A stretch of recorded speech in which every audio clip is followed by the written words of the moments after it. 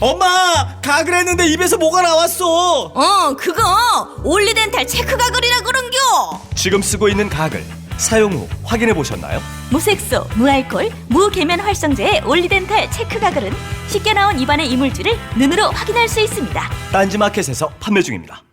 한글도 남보다 빨리 깨치고 참 똑똑했는데 갈수록 실력이 뒤처지는 것 같아 걱정이에요. 혹시 초등학교 교과서 본 적 있어요? 어려운 어휘가 너무 많아요. 학교에서는 어휘 개념을 하나하나 설명해 줄 시간이 정말 부족하잖아요. 그럼 어떡하죠? 내 아이의 어휘만큼은 내가 책임져야죠. 어휘 공부의 정석. 초등어휘 3천, 초등어휘 5천. 검색창에 초등어휘 3천을 쳐보세요. 자려고 누웠는데 저스툰 지루한 지하철에 저스툰 자려고 누웠는데 지루한 지하철에 클래스가 타는 재미 저스툰 클래스가 타는 재미 저스툰 웹툰 웹소설은 저스툰. 클래스가 타는 재미 저스툰 다이어트를 위한 꿀팁. 동결건조 채소와 곡물, 단백질 그리고 효소와 비타민, 미네랄로 만든 다이어트 전용 그린 스무디로 하루 한두 끼만 바꿔 드세요. 비타샵 그린 스무디 다이어트 1522-6648 1522-6648 혹은 비타샵을 검색해주세요.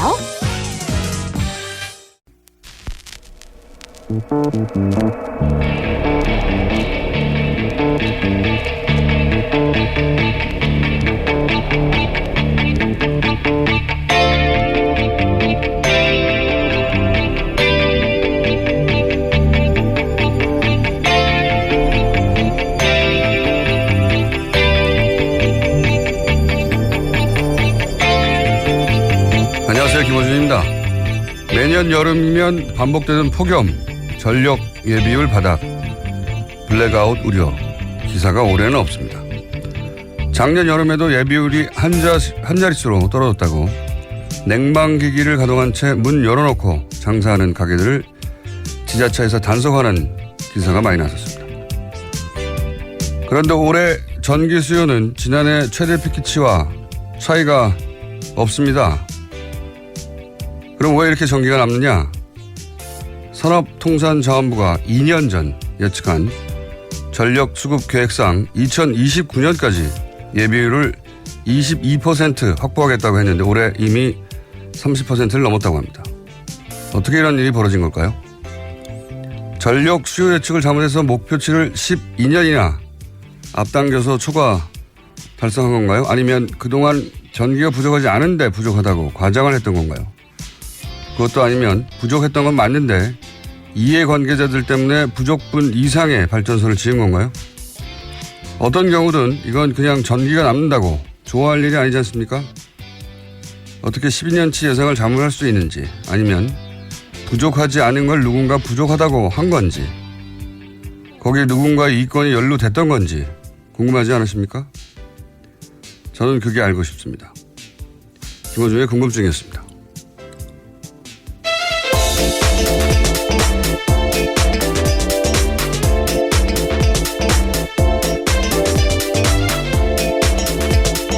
시사인의 김은지입니다. 전기가 남는다는 거 오늘 뉴스 보셨어요? 네, 요새 좀 나오고 있더라고요. 네. 2년 전에 예를 들어서 후내년엔 전기가 남는다든가 아니면 작년에 내년부터는 전기가 남는다든가 그런 얘기 들어본 적이 없잖아요. 그렇죠. 새삼 듣는 이야기입니다. 네. 게다가 2년 전에 계획을 세웠는데 그때 2029년이 되어서야 22%의 전력 예비율을 갖추겠다.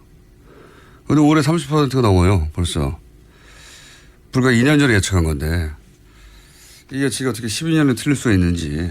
예. 갑자기 전기 피크 전력량 그러니까 여름 더울 때면 최대치 전력 예비율 한 자릿수 떨어졌다.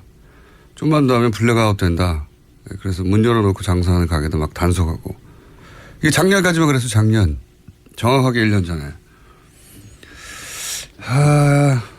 무슨 내막이 있지 않겠나 하는 의구심을 품을 수 있지 않습니까? 사정은 잘 모르겠는데 그동안 전기가 모자라지 않았는데 최대 피크치를 가지고 피크치라는 건 그 한 해에 전기 사용량이 최대로 올랐을 때잖아요. 그렇죠. 네. 그것만 가지고 일종의 이제 대국민 협박에 가깝죠. 전기가 부족하다고. 제 기억으로는 뭐 십몇 년 이상 계속 들어왔던 것 같아요. 여름마다. 그래서 발전소를 필요 이상 지은 건 아닌지 확인해 볼 필요가 있다. 네.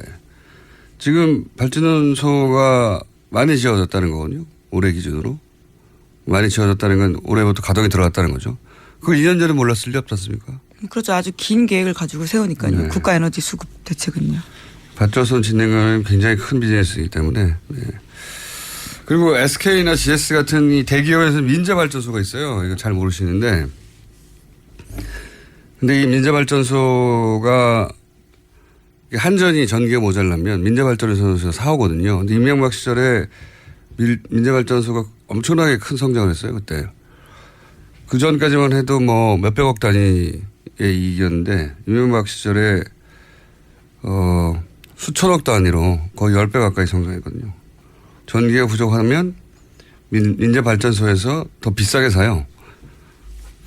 그런 것과도 관련이 있는 건지 무관한 건지 이거 한번 체크를 해보고 싶습니다. 그래서 저희가 조만간 한번 따로 전문가들 모시는 걸 하고. 이상하잖아요. 네, 이상합니다. 저는 이게 이제 발전소를 지으면 몇 년씩 짓는 건데요. 2년 전 계획에 2029년에 될 거라고 한 게 정권 바뀌자마자 돼버렸어요. 이상합니다. 저는. 자, 첫 번째 뉴스는 뭡니까? 네, 계속해서 이재용 삼성전자 부회장 재판 소식 전해드리고 있었습니다. 어제는 구형이 있었는데요. 특검은 이재용 삼성전자 부회장에 대해서 징역 12년을 구형했습니다. 어제 재판에는 박영수 특별검사가 직접 출석하기도 했는데 구형의 이유를 이야기했습니다. 이 사건은 전형적인 정경유착에 따른 부패 범죄로 국민주권의 원칙과 경제민주화라는 헌법적 가치를 크게 훼손했다라고 지적했는데요. 따라서 이 부회장 등 피고인 등에 대해서 엄벌이 필요하다라고 밝혔습니다. 이게 이제 최동욱 전 검찰총장도 저희 방송에 나오셔서 그런 얘기를 한 적이 있는데 재벌 수사를 하다 보면 결정적인 그 동네 잡범처럼 범죄를 저지르지 않기 때문에 결정적인 증거는 언제나 없다. 그래서 등장한 게 포괄적 뇌물죄라는 거거든요. 예. 누군가가 뭐 CCTV가 있다든가 인증샷을 찍었다든가 아니면 뭐 문서로 돈 줬음 돈 받았음 영수증이 있다든가 그런 게 없단 말이죠. 계좌로 돈을 줄 리가 없죠. 뇌물 네. 사건인데요. 그래서 포괄적 뇌물죄라는 개념이 나왔고 이 개념으로 기본적으로 재벌들이 여태 다수 처벌을 받았는데 이번에도 결정적인 증거는 없는 거예요. 사실을. 돈 줬는데 그 장면을 찍었다든가 돈 달라고 했는데 그 장면을 녹취했다든가 없죠. 하지만 돈이 간 사실은 모두가 인정하고 있니다. 그 대가에 대한 문제이죠. 돈이 가긴 갔죠. 예. 네. 조진희 기자가 어제 미니 인터뷰하면서 12년에서 15년 예상한다고 했는데 12년 맞췄어요. 예. 준법조인이죠. 예. 준법조인. 재판정을 자주 들락거리다 보면 예. 자랑하겠네요. 다음에 인터뷰할 때. 자, 12년을 중형을 구형했는데 이건 이제 검찰이 구형을 했을 뿐이지. 예, 예. 특검 쪽 주장입니다. 그렇기 때문에 이제 재판부의 판단이 기다려지는데요. 그렇죠. 25일에 있습니다. 2시 반 선고 잡혀 있습니다. 24, 25일 정도 예상했었는데 맞잖아요. 네. 재판을 많이 갔다 보면 법정이 됩니다. 네. 근데 무죄가 나올 수도 있는 거고요. 사실 12년을 구형했다고 해서 그 뭐 최소한 절반 6년은 나오지 않을까? 그거 그렇게 생각하실 수도 있는데 그건 전혀 아닙니다. 무죄가 나올 수도 있고. 혐의 5가지인데요. 거기에 대해서 증빙이 부족하다라고 생각하면요. 무죄가 나올 수도 있는 그렇죠. 상황이긴 합니다. 그다음에 이제 약한 예를 들어서 2년 3년 하고 집행유예 이미 뭐 5개월 이상 6개월 가까이 살았다. 이거 참작해 주거든요. 집행유예도 가능하고. 뭐 이제 전망은 사실 의미가 없고 자 25일이면 결정이 되겠죠. 자 그리고 이제 최후 진술을 하게 되죠. 네, 어제 이재용 부회장 같은 경우엔 체계 진술했는데요. 모든 게 자신의 탓이라면서 공소 사실은 이해할 수 없다, 억울하다 이렇게 이야기했는데요. 또 진술 도중에 아버지 이건희 회장 등을 언급하면서 몇 차례 울먹이기도 했습니다. 그렇군요. 갑자기 이건희 회장 건강이 궁금하네요. 예. 삼성 측에서는 항상 의식이 또렷하고 문제없다고 몇 년간 얘기했는데 최근에 심지어 휠체어를 탄다라는 보도도 있었습니다. 삼성발 뉴스였는데요. 그러니까요. 참 궁금해하는데 예. 자 어쨌든 이렇게 눈물을 흘렸다고 하고 그러자 방청객 쪽에서 뭐 응원의 목소리도 나왔다고. 네, 힘내세요라면서 응원하다가요. 원래 방청석에서 그런 말 하면 안 되거든요. 그래서 퇴정당했습니다. 여기 이제 친박 단체들, 네, 친박 성향의 방청객들이 많다고 하는데 아무래도 이제 운명이 연결돼 있으니까 관심이 갈 것 같긴 한데 그 이재용 부회장이 영장 실질 심사 받고 결국 영장 기각돼서 나왔을 때 첫 번째 영장 기각됐었죠. 예, 그때 친박 단체가 그 앞에서 기다리면서 박수치고 태극기를 흔들고 성적이도 같이 얹어놨던 뉴스가 생각이 나는데 그때는 이 앞뒤가 전혀 안 맞았던 것이 당시는 초창기는 박근혜 대통령 강압에 의해서 돈을 줬다고 할 때거든요. 근데 어떻게 친박 단체 가서 거기서 성적을 흔든 앞뒤가 전혀 안 맞는데 누가 시킨 거라고 생각할 수밖에 없는 거죠. 예. 당시 정황으로는 박근혜 전 대통령의 지지자들이 이재용 부회장을 응원해서는 안 되는 거였어요. 그렇죠. 강요당했다라는 취지라면요. 예. 그런데 응원을 했었고 보수단체를 삼성이 지원했기 때문이냐 뭐 그렇게 간단하게 생각할 일은 아닌 것 같고 누가 그 일을 시켰을까요? 예, 좀 궁금합니다. 어쨌든 그 친박단체와 같은 소속의 지지자들인지는 모르겠으나 역시 친박 지지자들이 이런 이재용 부회장의 방청에는 항상 등장한다. 예. 네, 어제 재판 시작 전에도요. 박영수 특검 들어갈 때 소리 지르고 했었습니다. 당시 물 던지면서 5대를 멸해야 한다. 똑바로 안 하냐. 이런 식으로 난동을 피웠습니다. 알겠습니다. 그런 뉴스가 있고요. 자, 다음 뉴스는요. 네, 국정원 적폐청산 TF도 계속해서 말씀드리고 있는데요. 관련 소식도 전해드리겠습니다. 원세훈 전 국정원장 시절에 국정원의 사이버 외곽팀이 민간인 3,500명으로 구성됐다라는 거 전해드린 바 있는데요. 국정원은 2009년부터 댓글 작업 아르바이트생 모집했었습니다.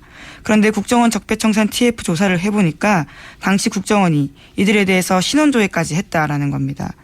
보수 성향을 갖고 있는지 소속과 경력, 각종 금융정보 가족들까지 치밀하게 조사했다라는 건데요. 적폐청산 TF에 따르면 국정원은 이 정보를 토대로 약점을 틀어지고 내부 고발 등 사전에 이런 것들을 차단했다라는 겁니다. 이게 한편으로 이해가는 게 자국민을 상대로 심리전을 한 거잖아요. 예, 자국민을 상대로. 원래는 적을 상대로 했었어야 할 작업을 자국민을 뽑아서 자국민을 상대로 심리전을 하는 거니까 그 자국민 대상의 간첩을 뽑은 것과 마찬가지예요. 신원조사해야죠. 그쪽에서는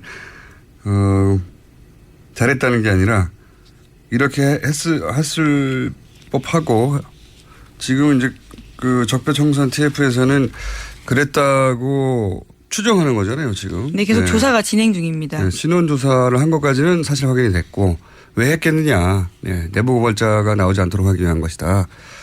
이렇게 해석을 한 것이고. 예, 규모가 꽤 되는데 지금까지 안 알려졌던 이유에 대해서 계속해서 조사하고 있다라고 보입니다. 저는 계속해서 이제 며칠 동안 댓글 부대 특정 종교와의 관련성 따져봐야 된다고 윤목사 케이스도 있고 이렇게 말씀드렸는데 좀 더 구체적으로 얘기하자면 보수 기독교 단체 혹은 보수 기독교단의 관련성을 조사할 필요가 반드시 있다라고 저는 생각하는 것이 뭐 윤목사 사건도 있지만 그보다 훨씬 앞서서 이 댓글 알바단이 존재한다고 제가 처음 언급한 게 2010년이에요. 2009년부터 모았다고 하는데 전 10년입니다. 그때는 음모론이라고 두드려 맞았는데. 근데 그때 당시에 포탈에 달린 기사 댓글 작업 방식이 이랬거든요. 예를 들어서 뭐 한 아침 8시, 9시 정도 되면 출근 시간대죠. 그 시간대에 갑자기 정부의 비판적인 혹은 정부가 키워줘야 할 정부를 옹호하는 그런 기사가 올라오면 댓글이 한 10여 개가 갑자기 쭉 달리는데 그 댓글의 추천수가 높으면 이렇게 상단에 노출되거든요. 올라가죠. 예. 상단에 노출되잖아요. 삽시간에 500개, 1000개씩 올라갑니다. 짧은 시간 내에. 그래서 1위부터 10위까지가 상에 노출되는, 지금은 조금 방식이 바뀌었는데 상에 노출되는 댓글들은 전부 정부 찬양이거나 혹은 야당 비판 그 댓글로 다 뒤덮이는 거예요. 그런데 한 그룹, 이 그룹이 여러 개 있었다고 제가 판단했는데 논조가 조금씩 달라서 한 그룹이 달았던 댓글의 아이디들이 1위부터 10위까지 중에 대부분 기독교 관련 단어들이었어요. 그 예를 들면 개신교, 예를 들면 골고다 언덕이라든지 뭐 거룩한 밤, 뭐 아니면 길 잃은 양떼, 뭐 내 안의 천사, 너무 티가 나는. 하늘 정원, 네. 그런 식으로 누가 봐도 이건 기독교 관련된 그 아이디다 하는 게 한눈에 들어올 정도로 1위부터 10위까지를 장악했었거든요. 개신교 뭐 개인 단위에서 개신교 신자거나 최소한 혹은 개신교 단체 혹은 개신교 교단 혹은 특정 목사와 관련성이 있을 가능성이 대단히 높다. 네. 저는 그렇게 생각하기 때문에 따져봐야 된다고 봅니다. 여기에 종교가 개입했다는 건 이건 또 다른 차원의 문제거든요. 네. 자, 제 생각은 그렇고요. 관련해서 지금 이 국정원 적폐청산 TF에서 간간히 나온 뉴스, 이 뉴스는 그 전까지는 들어본 적이 없는 뉴스인데 추정만 해서 확인되어 가는 건데 이제 또 관련 뉴스들이 있죠. 예? 그렇죠. 의혹으로 보던 것들이 다 국정원 발로 확인해 주기 때문에 이 뉴스가 가치가 있는 것들인데요. 또 국정원 적폐청산 TF가 분석한 것에 따르면요. 청와대 보고문건 13건 중에서 국정원 문건 제외하면요. 5건은 경찰 보고서라고 합니다. 그런데 여기도요. 야권 동향 정보를 수집하는 내용이 있다라고 하는데요. 경찰 보고서에는 국정원 문건처럼 2011년 11.6 재보선 전후로 야권 움직임이 담겨 있습니다. 이를테면 문재인 노무현 재단 이사장 주도의 혁신과 통합은 동력이 없다. 또 박원순은 지지율이 낮은 데다가 기부금 횡령 의혹까지 부각될 경우 승리가 어렵다. 이런 식의 내용들이 담겨 있습니다. 그러니까요. 경찰 IO 뭐 쪽에서 작성한 보고서일 텐데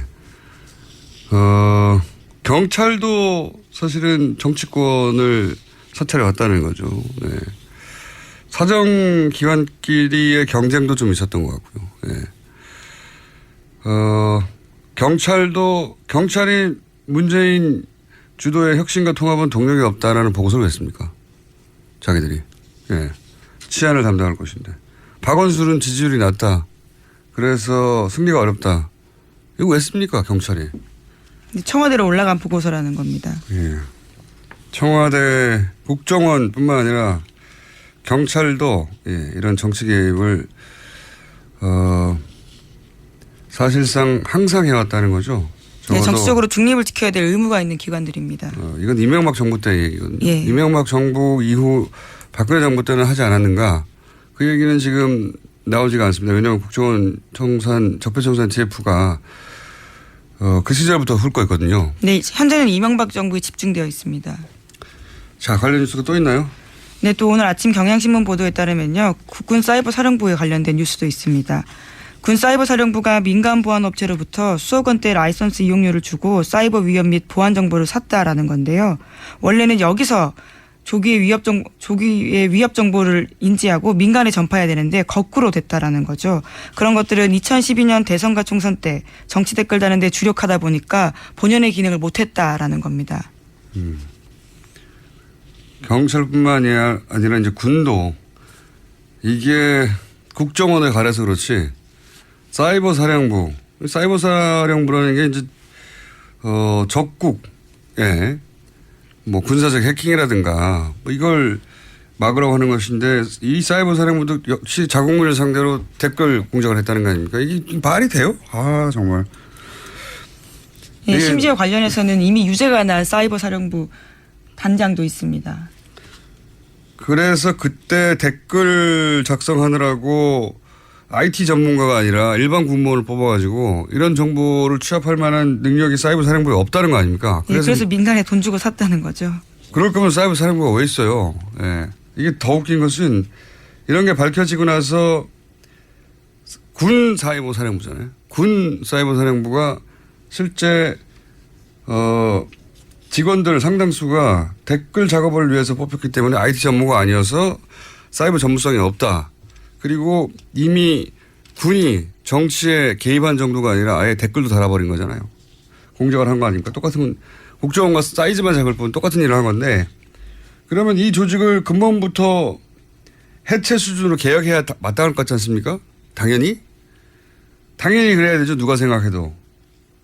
그런데 그냥 다 남아있어요.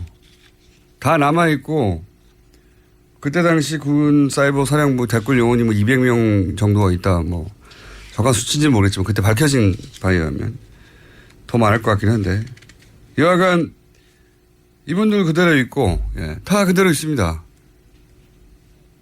처벌이 없는 거예요. 이런 짓을 했는데. 수뇌부 몇 명만 겨우 처벌받고 있는 중입니다. 아직 확정되지도 않았고요. 그렇죠. 그것도 간신히 아주 간신히 모든 기관이 동원된 거죠. 모든 기관이.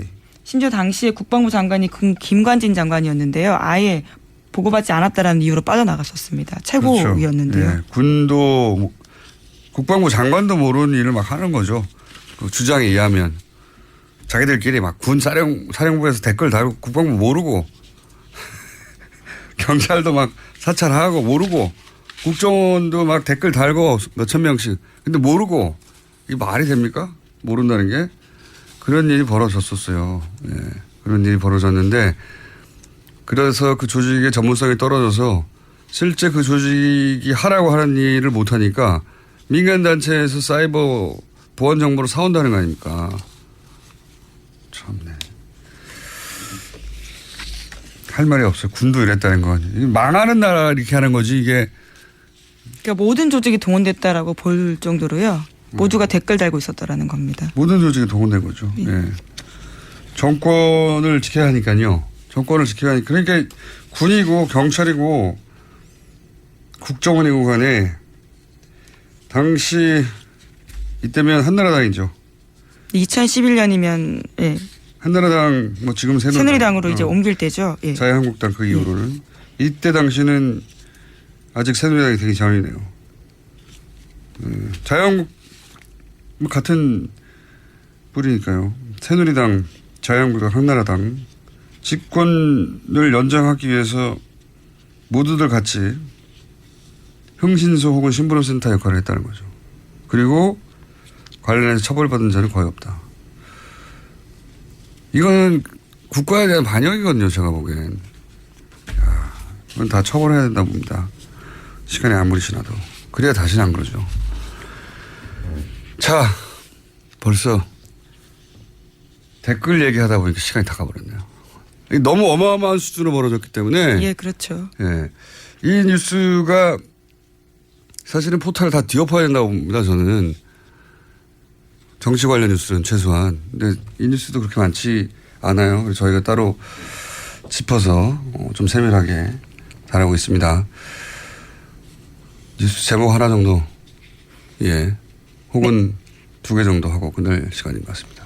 네, 안철수 전 대표에 대한 출마가 여전히 갑론을박인데요. 국민의당 의원 10명이 안 전 대표 만나서 당대표 출마 철회해달라고 요청했습니다. 하지만 안 전 대표는요, 출마의 뜻을 굽히고 있지 않습니다. 정계 은퇴하라는 거냐 뭐 이렇게 반발했다는 보도를 그렇죠. 봤는데 그 내심의 일부가 드러난 워딩인 것 같기도 해요. 왜냐하면 출마하지 않고 있으면 정계 은퇴 수순을 밟을 거란 그런 두려움이 있었던 건가? 왜냐하면 당대표 한번 출마 안 한다고 해서 정계 은퇴한 사람은 없습니다. 근데 출마하지 말랬더니 정계 은퇴하라는 거냐라고 대받았다는 거는 그런 두려움이 있는 건가? 하는 생각이 들고 사실 지금 이렇게 벌어지는 일들은 통상적인 과정이라면 3년 후 총선 전에 그리고 대선이 한 1, 2년 정도 남았을 때 벌어진 일들이거든요. 그때 당권을 누가 잡느냐. 근데 지금 이건 대선 끝나고 아직 3개월밖에 안 됐는데 이게 벌어졌다는 데 대해서 사람들이 이제 왜 그러는 걸까 다들 궁금해하는 거고 말린 사람이 많은 거죠. 여전히 저는 이해가 안 가고 있습니다. 공포의 정체가 뭘지. 자, 제목 정도 읽고 끝내겠습니다. 네, 갑질 논란이 있던 박찬주 사령관의 부인이 어제 검찰에 출석했습니다. 나와서요, 공감병들을 아들처럼 생각해서 그렇게 했다라고 해명했습니다. 이거는 이제 성추행하고 나서 딸같이 생각했다고 했던 한나라당의 박기태 전 의장 워딩과 수미가 상관하고 네. 알겠습니다. 이건 누가 조언했을까요? 이렇게 답하라고. 재미있는 뉴스입니다. 여기까지 하겠습니다. 시사인의 김은지였습니다. 감사합니다. 아무도 묻지도 따지지도 않고 가입하셨다고요? 보험은 너무 어려워요. 걱정 마십시오. 마이보험 체크가 도와드립니다. 1800-7917 마이보험 체크로 지금 전화 주세요. 1800-7917. 이미 가입한 보험이나 신규 보험도 가장 좋은 조건을 체크해서 찾아드립니다. 인터넷 한글 주소 마이보험.com 또는 카카오톡에서 아이디 검색 마이보험을 친구 추가하여 상담하실 수 있습니다. 모닝똥? 제겐 사치였죠. 내가 토끼인지 토끼똥이 나인지. 내가 변을 본 것인지 변을 당한 것인지 나는 바나나이고 싶다. 간혹 구렁이이고도 싶다. 미궁 대장사랑. 빅똥의 추억 미궁 대장사랑이 찾아드립니다. 혈중 콜레스테롤 개선과 배변 활동에 도움을 주는 건강기능식품입니다. 검색창에 미궁 대장사랑. 미궁 장사랑 이름 바꿨어요. 프로바이오틱스 12종 추가. 미궁 대장사랑. 골반 잡자 바로 잡자 바디로직. 허리 통증 바로 잡자 바디로직. 2017년 쿨 썸머 바디로직 라이트 출시. 통기성이 좋아 땀 걱정 없이 한여름에도 쾌적하게. 입은 듯 안 입은 듯 가벼움의 신축성은 그대로. 자세가 좋아지는 골반 교정 타이즈 바디로직. 검색창에 골반 교정 바디로직 라이트.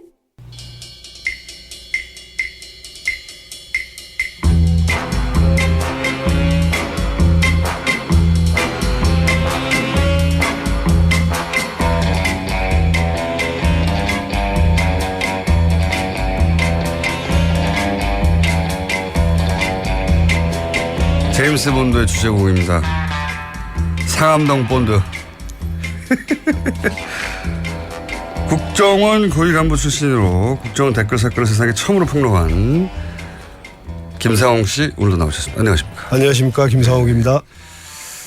이 댓글 사건을 처음으로 폭로하셨는데 5년이 지나서 이제 드디어 국정원 내 TF에서 이 댓글과 관련된 정보 일부가 저는 일부라고 보는데 네. 일부가 이제 구체적으로 흘러나오기 시작했습니다. 네. 네. 그래서 처음으로 궁금한 것이 댓글 팀이 30개다. 네. 네. 그리고 뭐 3,500명이다. 이런 식의 이제 첫 보도가 있었습니까? 근데 그 보도가 이제 기자들이 보도해서 TF에서는 정확하지는 않다. 네. 아직도 진행 중이고 30개 팀에 3,500명만 있었다는 건 아니다. 네. 그런 식으로 얘기를 하긴 했는데 우선 30개 팀밖에 없었을까요? 훨씬 더 있었다고 보여져요. 그러니까 지금 국정원에서 발표한 것은 30개 팀에 3,500개 아이디. 그러니까 3,500명이 아니고 3,500개 아이디. 정확하게 말하면 아이디입니까? 예. 네. 그런데 이제 30개 팀은 이제 고구마 줄기가 이제 모습을 드러냈다. 네. 그래서 저는 국정원에서 그 특수활동비로 쓸 수 있는 돈이 약 4,900억 정도로 알려져 있는데 4,900억이요. 뭐 1년에 30억쯤을 쓴 걸로 보인다. 이렇게 지금 보도되긴 했어요. 예, 너무 적다 이거밖에 안 썼을까. 그러니까요. 국가적 사안이었는데 거의. 그렇죠. 예. 그 이명박 정권에서 정권적인 사안이었잖아요. 원장이 계속 관심을 보이고. 보수 정권 재창출이라는 커다란 그 목표를 가지고 했는데 뭐 특수활동비에 10분의 1만 써도 약 500억쯤 되는데 아마 300개쯤 팀이 되지 않았을까. 그러니까 우리 300개요? 그러면 민간인들이 일반인들이 이 다단계 업체를 해도 금방 숫자를 확보해 나갈 수 있는데 맞습니다. 전문가들이 했는데 30개 팀으로 그쳤겠습니까? 저는 이제 조금 꼬리를 드러냈다. 출발선에 서실 뿐이지 300개 이상이라고 해야 그래야 말이 되는 거지. 30kg는 그렇죠. 말이 안 되는 거다. 그렇지만 국정원 직원들이 직접 관리할 수 있는 팀의 한계라는 게 있지 않습니까? 저희들이 원래 대략 한 20개 정도는 개인이 한 사람이요? 예, 직원 한 명이 한 20개 정도의 협조망을 관리를 할 수 있어요. 그러면 이걸 지금 심리정보국 직원만 한 게 아니니까 그렇죠. 심리정보국 직원이 했던 게 지금 파악된 게 30개 팀이라고 보는 것 같고. 그럼 거꾸로 얘기하면은 두 사람이면 커버가 가능하다는 그렇죠. 거예요? 그리고 이제 30개 정도는 그렇죠. 더군다나 심리정보국 같은 경우는 협조망을 관리하는데 익숙한 직원들이 아니에요.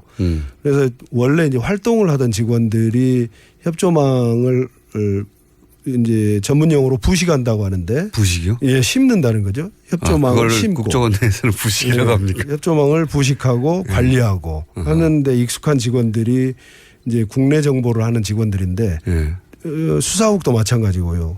그러면 그 직원들이 나가서 직접 지금 드러난 것 보면은 보안 각서를 진구를 했다고 그러는데 보안 각서를 받게 되면은 일반인들은 굉장히 심리적 압박감을 느껴요. 그렇겠죠. 그래서 또 자기가 무슨 굉장히 국가 안보를 위해서 대단한 일을 하는 걸로 착각을 할 수도 있고. 그래서 그러다 보니까 이제 그 국내 정보하는 쪽, 그다음에 안보 수사, 대공 수사하는 쪽에서는 또 다른 팀들이 많이 있을 거다. 그래서 지금 드러난 것은 정말 국정원 개혁위원회에서 발표한 것은 커다란 성과인데 앞으로 더 드러날 것을 보면은 참 가슴 아프지만 흥미진진하다. 빙산일각에 불과하다. 이 정도는 30개 정도는 능숙한 직원이 하나에 20개 팀 정도 하니까 능숙하지 않더라도 뭐 5개, 10개는 할 수 있겠네요. 그렇죠. 네. 그러면 심리전단국 직원만 따져도 만약에 5개씩만 했다고 해도 몇백 개 아닙니까? 그렇죠. 약 70명이 나가서 하면은 350개. 350개 팀을 5개만으로 한다 하더라도.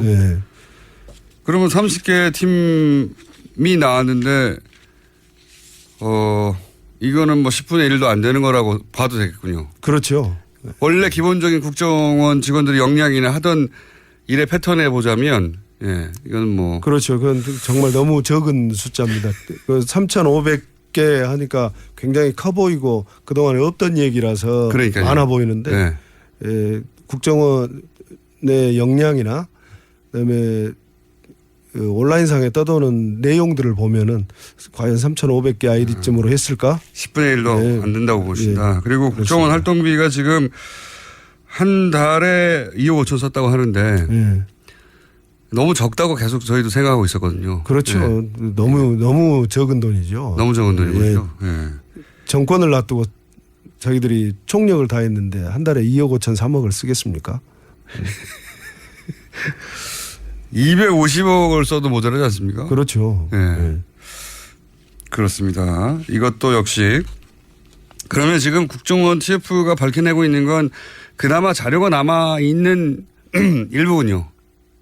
그렇습니다. 그리고 자료가 남아있고 또 이제 개인들 직원들 일을 했던 직원들을 조사를 했을 텐데 현직 직원들이 이게 드러나면은 처벌받을 것을 두려워해서 아마 많이 감추고 있고 또 다른 직원은 조사하는 직원도 끝까지 밝혀내는 것이 추궁하는데 지금 조금 한계는 있을 겁니다.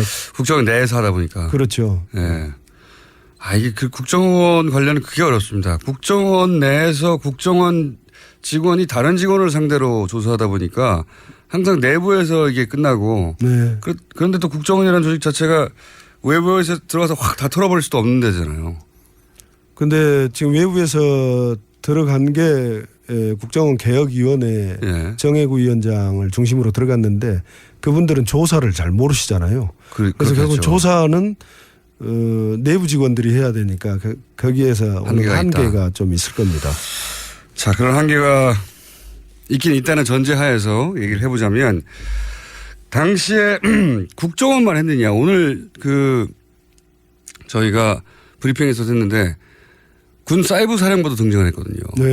군 사이버 사령부가 당시 댓글 다는 직원들을 뽑다 보니 전문성이 떨어져서 정작 사이버 사령부가 했었어야 할 해킹 정보들은 민간단체, 민간업체에서 사온다 뭐 이런 뉴스였는데 네.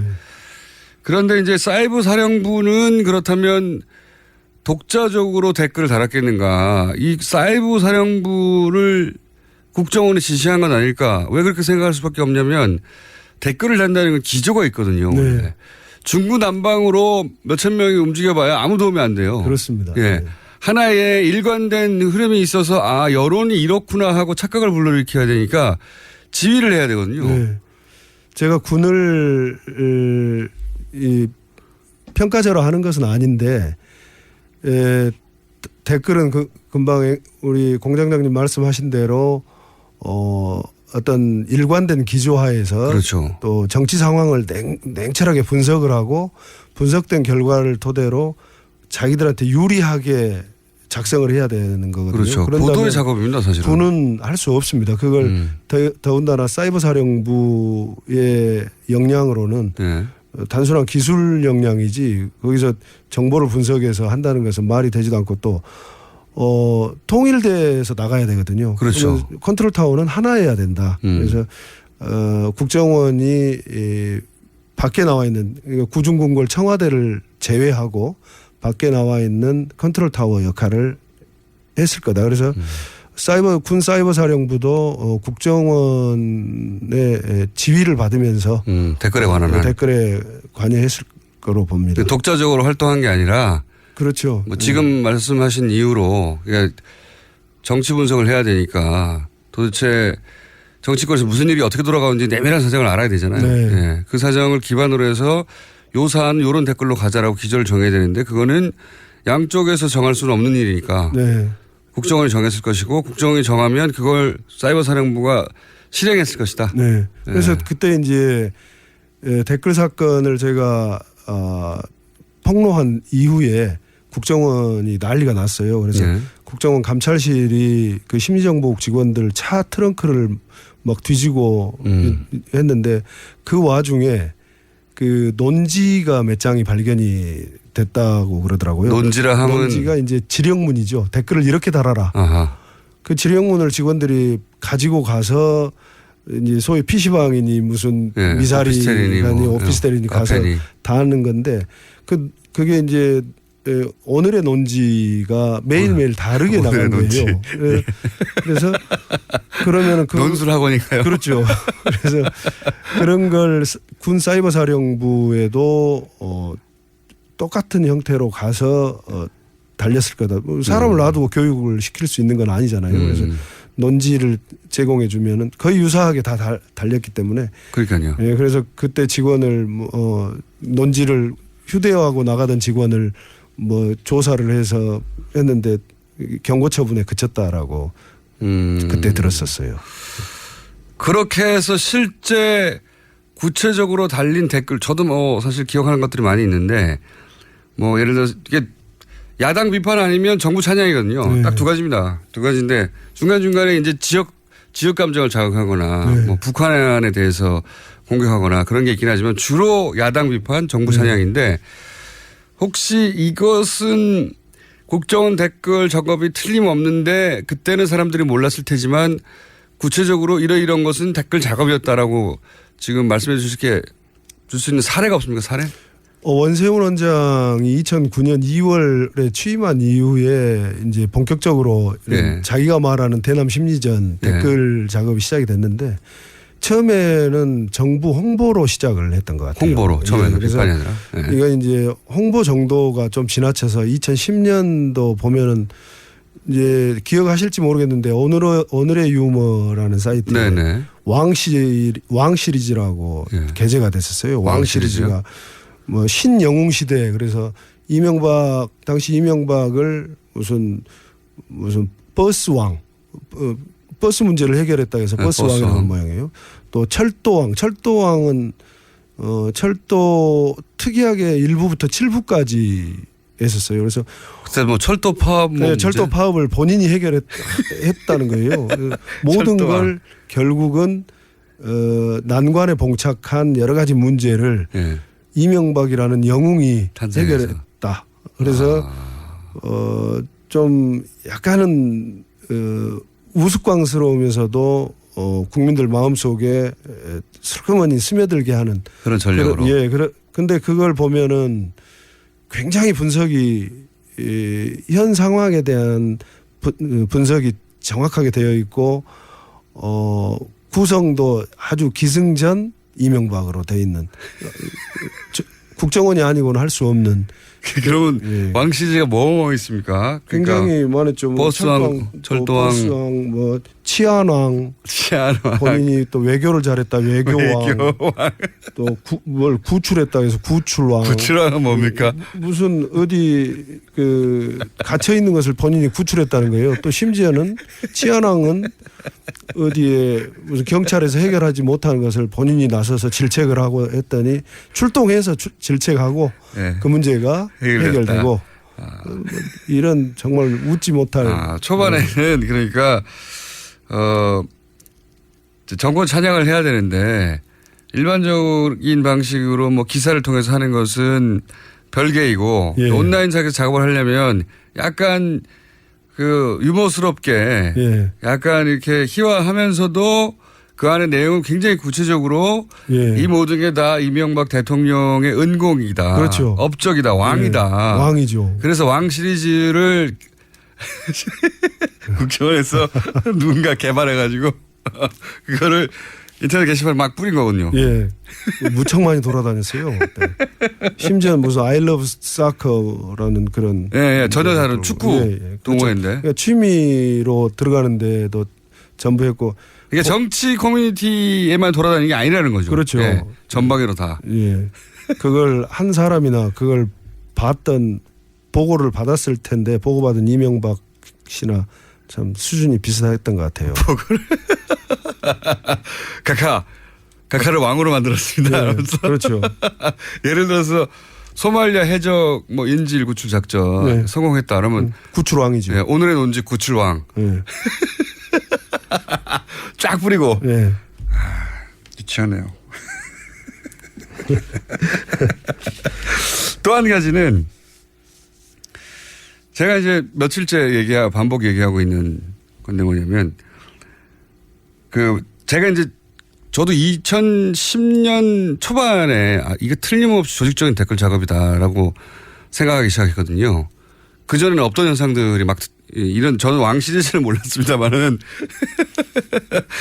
지나치게 적극적으로 물론 이명박 정권을 응원하는 사람들도 있었고 비판하는 사람도 있었지만 응원하는 사람들이 이렇게까지 조직적으로 대규모로 갑자기 등장했다는 게 이상했고 이상했을 뿐만 아니라 댓글을 대는 양태도 예를 들면 제가 이제 그때부터 이건 보수 기독교 교단이나 혹은 조금 더 작은 단위에서 특정 교회나 혹은 뭐 그런 개입이 있지 않고서는 이런 일이 있을 수 없다고 생각했던 게 예를 들면 아이디들이 다 원래 이제 아이디를 많이 만들다 보면 단어에 한계가 오잖아요.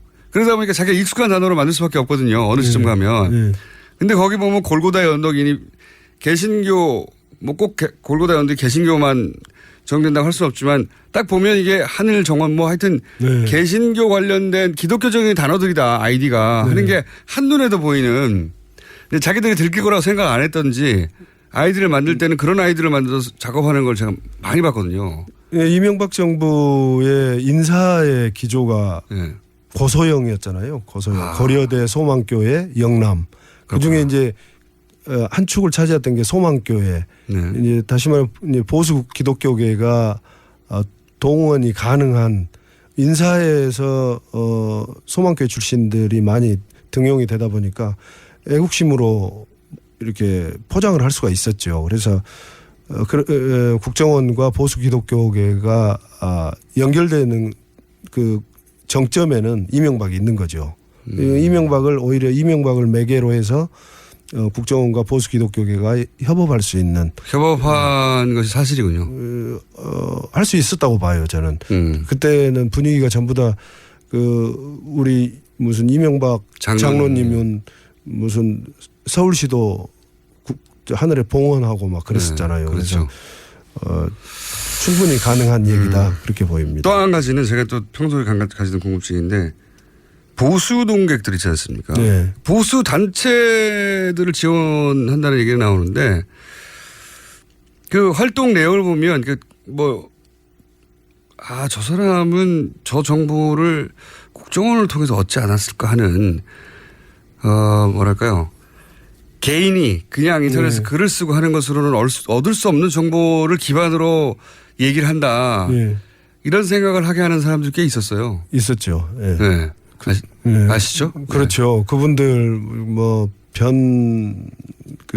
모 선생님 또 정모 여사님인가 그분도 있고 근데 그분들 또 국정원으로부터 정보를 또는 직접 받든지 그렇지 않으면은 한번 돌려받든지 하고 단체를 전부 지원을 국정원에서 많이 보수 단체를 했기 때문에 개인들이 활동을 하면서도 보수를 표방하고 하면서는 나는 왜 지원해주지 않느냐라고 하면서 지원받았을 거로 저는 생각을 하고 있습니다. 추정하신다고. 네. 네. 이 대목에 대해서는 저희가 반론권을 보장합니다. 예. 그렇게 추정하신다. 그러니까 굳이 딱 누굴 집어서 말하지 않더라도 흔히 이제 보수 농객으로 알려진 분들 중에 트위터 중에 활동하는 분도 많죠. 그분들도 측면 지원이나 그런 지원 받았을 가능성이 있다고 보시는 거예요? 충분히 개연성이 있다고 봅니다. 저는. 만약에 이 댓글 부대가 이명박 정부에서 이렇게 돌아갔다면 만약에가 아니라 돌아갔죠. 박근혜 정부로 이어졌을까요? 이어졌죠. 이어졌습니까? 온라인상에 인프라가 다 깔려 있는데 그걸 정보기관이 더군다나 자칭 애국심으로 똘똘 뭉쳤던 남재준 원장이 포기했겠습니까? 그리고 댓글은 똑같은 형태로 똑같은 논조로 보다 더 강화된 형태로 온라인상에 달려 있었잖아요. 그렇죠. 그러면 그 인프라가 그대로 작동을 했다고 봐야죠. 근데 심리 전단, 그러니까 국정원 내부에서 이런 일을 했다가 크게 되었으니까 국정원이 방식을 바꾸지 않았을까요? 방식은 이제 내부에서 주도하는 형태보다는 그때 좀 시끄럽게 됐으니까 심리정보국이 직접 움직이기보다는 외부로 외주. 지금 드러난 그 30개 팀 3,500개 아이디 이런 식으로 철저하게 외주화가 있어요. 외부로 용역을 조사하는 형태를 띄었을 것 같아요. 저도 그렇게 추정하고 있는데.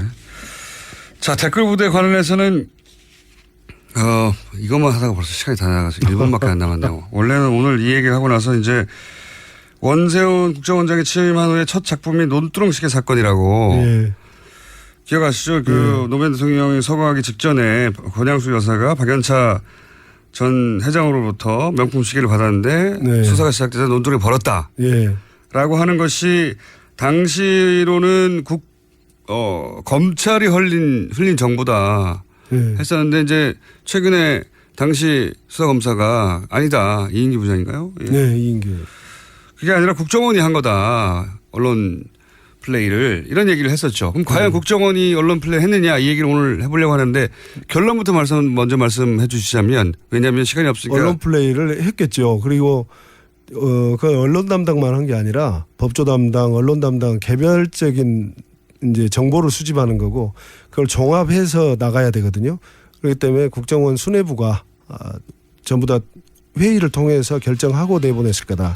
그렇게. 요 자세한 내용은 다음 주에 다루겠습니다. 논두렁시계 사건. 오늘도 재밌었습니다. 감사합니다. 네, 상암동 본드였습니다.